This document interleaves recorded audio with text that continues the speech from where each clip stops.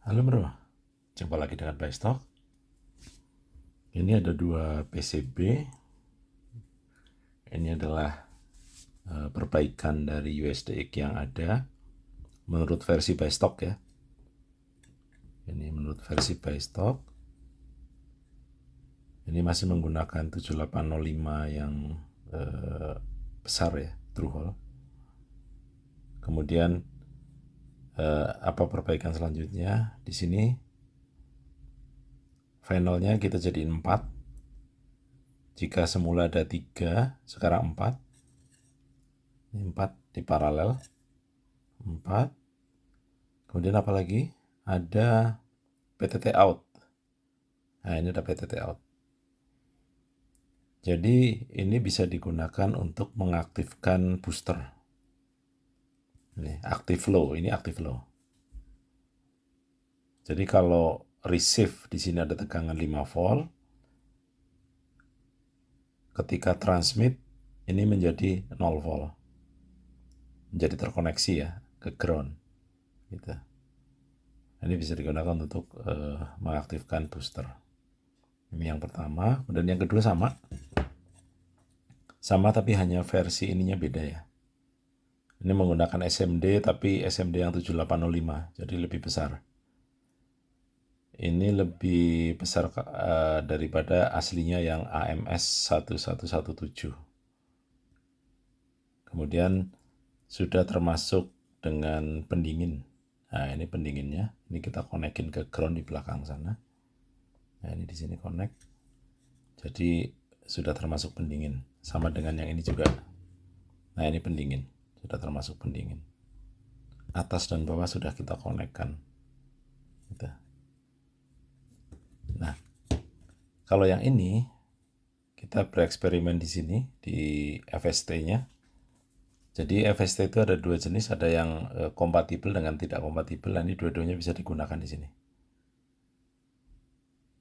Yang maksudnya CPT ada dua versi, ada yang kompatibel dengan FST, ada yang tidak. Nah, ini dua-duanya bisa digunakan di sini. Kemudian ini masih menggunakan 4 kali PS170 ya. Dan ini ada PTT out. Nah,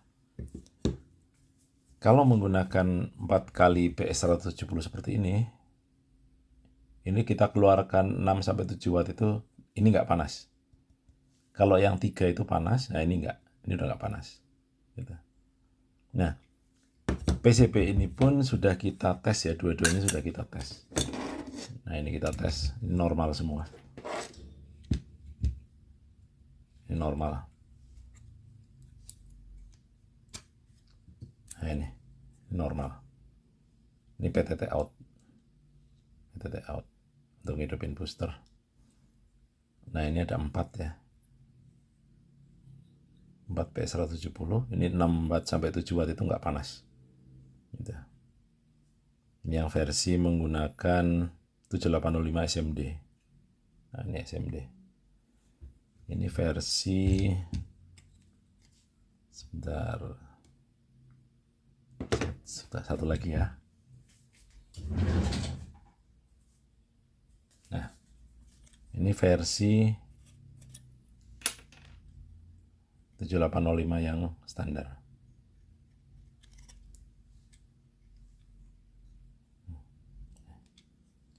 Empat kali PS170. Jadi dua-duanya sudah kita tes. Dua-duanya berjalan normal. Nah, kemudian apalagi perbaikan yang kita lakukan. Jadi selain ini, kita juga meningkatkan ini ya, kita overclock. Nah, ini. Kalau awalnya ini menggunakan 20, sekarang kita gunakan 25. Gitu. Nah, dengan 25 ini samplingnya akan lebih besar sehingga suaranya lebih linear. Nanti di video berikutnya akan kita demokan perbedaannya ya antara yang menggunakan 20 dengan 25 ini.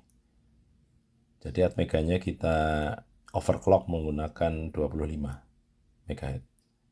Gitu. Kalau ininya bebas, ini 27 bisa, 25 bisa, nggak ada masalah.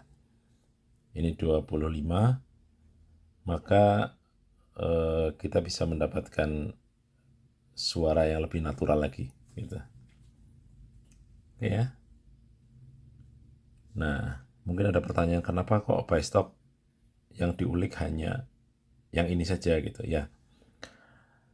Ini ekosistemnya sudah jadi, sudah ada casing dan sebagainya, kayak misalnya, nah ini casing, nah ini sudah ada gitu. Sayang kalau semua harus diubah, kembali ke awal. Kemudian ini juga adalah salah satu SDR yang murah meriah ya, murah meriah, terjangkau lah, gitu. Jadi ya kita memilih ini untuk ditingkatkan karena alasan-alasan tadi. Sehingga kalau misalnya ada pemula yang ingin membuat berminat, oh ya pakai ini aja cukup kita. Untuk kualitas suaranya juga ini sudah membaik ya dibandingkan yang versi sebelumnya karena kita upgrade di firmware maupun di clocknya di sini. Gitu. Ya ini.